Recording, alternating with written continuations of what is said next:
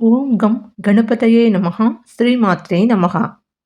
ದಕ್ಷಿಣ ಕಾಶಿ ಎಂದು ಹೆಸರಾಗಿರುವ ಕಂಚಿ ಅಥವಾ ಕಾಂಚೀಪುರಂ ಇಲ್ಲಿರುವ ಒಂದು ವಿಚಿತ್ರ ರಹಸ್ಯ ಅನ್ನೋದು ಇಂದೂ ಕೂಡ ಭಕ್ತರನ್ನು ಆಕರ್ಷಿಸುತ್ತದೆ. ಈ ದೇವಾಲಯದ ಒಳಗೆ ಮೇಲ್ಛಾವಣಿಯಲ್ಲಿ ಬಂಗಾರದ ಹಲ್ಲಿ ಮತ್ತು ಬೆಳ್ಳಿಯ ಹಲ್ಲಿಯನ್ನು ಕಾಣಬಹುದಾಗಿದೆ. ಈ ಹಲ್ಲಿಯನ್ನು ಮುಟ್ಟಿದರೆ ದೋಷ ನಿವಾರಣೆ ಆಗುತ್ತದೆಯೇ? ಇದು ನಿಜವೇ, ಪುರಾಣವೇ ಅಥವಾ ನಂಬಿಕೆಯೇ? ಇಂದು ನಾವುಗಳು ಇದರ ಬಗ್ಗೆ ಸಂಪೂರ್ಣವಾದಂತಹ ಸತ್ಯವನ್ನು ತಿಳಿಯೋಣ. ತಮಿಳುನಾಡಿನ ಕಾಂಚೀಪುರದಲ್ಲಿರುವ ಈ ಪ್ರಾಚೀನ ಶ್ರೀ ವರದರಾಜ ಪೆರುಮಾಳ್ ದೇವಸ್ಥಾನದ ಗರ್ಭಗುಡಿಯ ಪ್ರಾಕಾರದ ಮೇಲ್ಛಾವಣಿಯಲ್ಲಿ ಬಂಗಾರದ ಹಲ್ಲಿ ಮತ್ತು ಬೆಳ್ಳಿಯ ಹಲ್ಲಿ ಪ್ರತಿಮೆಗಳು ಅನ್ನೋವು ಇವೆ. ವಿಶೇಷವಾಗಿ ಭಕ್ತರು ಅವನ್ನು ಸ್ಪರ್ಶಿಸಲು ಹೋಗುತ್ತಾರೆ. ಇದರ ಹಿಂದೆ ಇರುವಂತಹ ಪುರಾಣ ಪುಣ್ಯಕಥೆ ಏನು ಹೇಳುತ್ತದೆ ಅಂತ ಈ ದಿನ ನಾವು ಒಂದೊಂದಾಗಿ ತಿಳಿಯೋಣ. ಈ ಪುರಾಣ ಕಥೆಯ ಪ್ರಕಾರ ನಾವು ನೋಡುವುದಾದರೆ, ಗೌತಮ ಮಹರ್ಷಿ ಅವರ ಬಳಿ ಇಬ್ಬರು ಶಿಷ್ಯರು ಇದ್ದರು. ಅವರು ಒಮ್ಮೆ ನದಿಯಿಂದ ನೀರು ತಂದುಕೊಳ್ಳುವಾಗ ಪಾತ್ರೆಯಲ್ಲಿ ಹಲ್ಲಿ ಬಿದ್ದದ್ದನ್ನು ಗಮನಿಸಲಿಲ್ಲ. ಇದರಿಂದ ಕೋಪಗೊಂಡಂತಹ ಗೌತಮರು ಅವರನ್ನು ಹಲ್ಲಿಗಳಾಗಿ ಆಗಲಿ ಎಂದು ಶಪಿಸಿದರು. ಈ ಶಾಪ ವಿಮೋಚನೆಗಾಗಿ ಅವರು ಪ್ರಾರ್ಥಿಸಿದಾಗ ಕಂಚಿಯ ವರದರಾಜ ಪೆರುಮಾಳನನ್ನು ಆರಾಧಿಸಬೇಕು ಎಂದು ಸೂಚಿಸಿದರು. ಅದರಂತೆಯೇ ಅವರು ದೇವಾಲಯದಲ್ಲಿಯೇ ಹಲ್ಲಿ ರೂಪದಲ್ಲಿ ಇದ್ದು ಭಕ್ತಿಯಿಂದ ಶ್ರೀ ವರದರಾಜ ಪೆರುಮಾಳನನ್ನು ಭಕ್ತಿಯಿಂದ ಪ್ರಾರ್ಥಿಸಿ ನಂತರ ಮೋಕ್ಷವನ್ನು ಪಡೆದರು.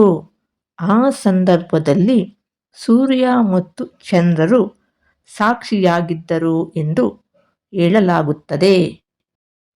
ಆದ್ದರಿಂದ ಬಂಗಾರದ ಹಲ್ಲಿಯನ್ನು ಸೂರ್ಯನ ಪ್ರತೀಕವೆಂದು, ಬೆಳ್ಳಿಯ ಹಲ್ಲಿಯನ್ನು ಚಂದ್ರನ ಪ್ರತೀಕವೆಂದು ಪುರಾಣಗಳಲ್ಲಿ ಹೇಳಲಾಗಿದೆ.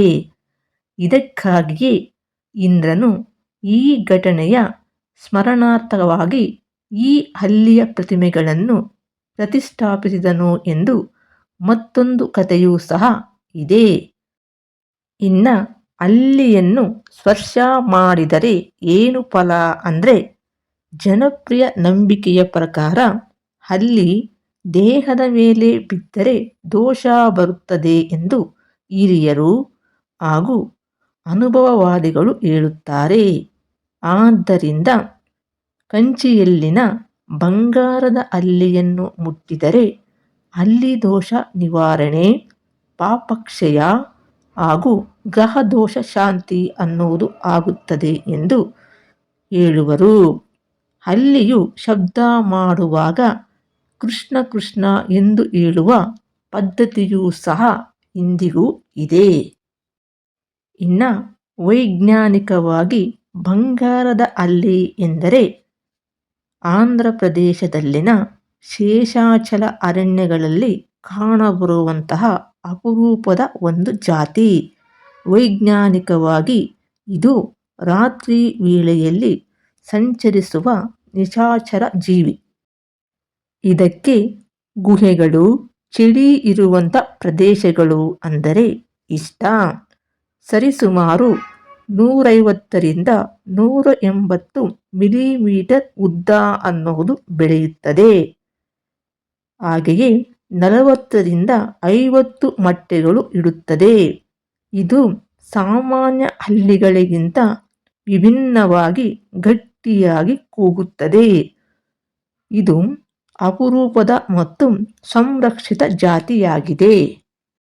ಸಾಮಾನ್ಯವಾಗಿ ಈ ಹಲ್ಲಿ ದೋಷದ ನಂಬಿಕೆ ಅನ್ನೋದು ಭಾರತದಲ್ಲಿ ಹಲ್ಲಿ ಶಾಸ್ತ್ರ ಎಂಬ ಜನಪದ ನಂಬಿಕೆ ಇದೆ. ಜನರು ನಂಬುವಂತೆ ತಲೆಯ ಮೇಲೆ ಹಲ್ಲಿ ಬಿದ್ದಲ್ಲಿ, ಕೈ ಮೇಲೆ ಹಲ್ಲಿ ಬಿದ್ದಲ್ಲಿ, ಕಾಲಿನ ಮೇಲೆ ಅಥವಾ ಬೆನ್ನಿನ ಮೇಲೆ ಹಲ್ಲಿ ಬಿದ್ದಲ್ಲಿ ಶುಭ ಹಾಗೂ ಅಶುಭ ಫಲಗಳನ್ನು ಲೆಕ್ಕಿಸಲಾಗುತ್ತದೆ. ಹೀಗಾಗಿ ಹಲ್ಲಿ ಬಿದ್ದರೆ ಕಂಚಿಗೆ ಹೋಗಿ ಅಲ್ಲಿರುವಂತಹ ಬೆಳ್ಳಿ ಹಾಗೂ ಬಂಗಾರದ ಹಲ್ಲಿಗಳನ್ನು ಮುಟ್ಟಿದರೆ ದೋಷ ನಿವಾರಣೆಯಾಗುತ್ತದೆ ಎಂಬ ನಂಬಿಕೆಯೂ ಸಹ ಇದೆ. ಇಂದಿಗೂ ಕೂಡ ಸಾವಿರಾರು ಭಕ್ತರು ಮೊದಲು ಹಲ್ಲಿಗಳನ್ನು ಸ್ಪರ್ಶಿಸಿ ನಂತರ ದೇವರ ದರ್ಶನವನ್ನು ಮಾಡುತ್ತಾರೆ. ಇನ್ನ ಆಧ್ಯಾತ್ಮಿಕವಾಗಿ ನಾವು ನೋಡುವುದಾದರೆ ಇದು ಭಕ್ತಿಯಲ್ಲಿ ನಂಬಿಕೆಯ ಸಂಕೇತವಾಗಿದೆ. ತಪ್ಪು ಮಾಡಿದರೂ ಭಕ್ತಿ ಮತ್ತು ಪ್ರಾರ್ಥನೆಯಿಂದ ವಿಮೋಚನೆ ಸಾಧ್ಯ ಎಂಬ ನಂಬಿಕೆ ಅಥವಾ ಸಂದೇಶವನ್ನು ನೀಡುತ್ತದೆ. ಶಾಪವು ಅನುಗ್ರಹವಾಗಬಹುದು ಎಂಬ ತತ್ವವನ್ನು ಇದು ಸಾರುತ್ತದೆ. ಈ ಕಂಚಿಯ ಬಂಗಾರ ಮತ್ತು ಬೆಳ್ಳಿ ಹಲ್ಲಿಗಳು ಕೇವಲ ಪ್ರತಿಮೆಗಳು ಅಲ್ಲ, ಅವು ಶಾಪದಿಂದ ಮೋಕ್ಷದ ಕಥೆ, ಪಶ್ಚಾತ್ತಾಪದ ಪಾಠ, ಶರಣಾಗತಿಯ ಸಂದೇಶ ಹಾಗೂ ಭಕ್ತಿ ಮತ್ತು ನಂಬಿಕೆಯ ಸಂಕೇತ.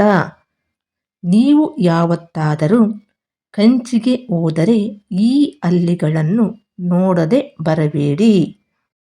ಒಂದು ವೇಳೆ ಏನಾದರೂ ತಾವುಗಳು ಕಂಚಿಗೆ ಹೋಗಿ ಈ ಬೆಳ್ಳಿ ಹಾಗೂ ಬಂಗಾರದ ಹಲ್ಲಿಗಳನ್ನು ಸ್ಪರ್ಶ ಮಾಡಿದ್ದರೆ ತಾವುಗಳು ಕಮೆಂಟ್ ಮಾಡುವ ಮೂಲಕ ತಿಳಿಸಬಹುದು.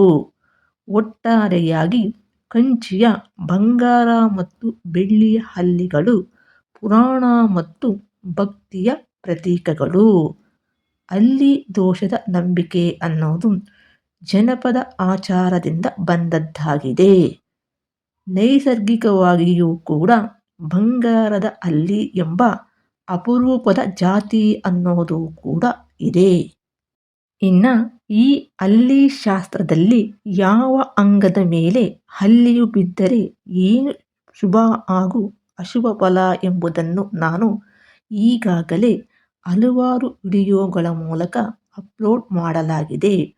ಆ ವಿಡಿಯೋಗಳ ಲಿಂಕನ್ನು ನಾನು ಡಿಸ್ಕ್ರಿಪ್ಷನ್ ಬಾಕ್ಸಲ್ಲಿ ಕೊಟ್ಟಿರ್ತೀನಿ.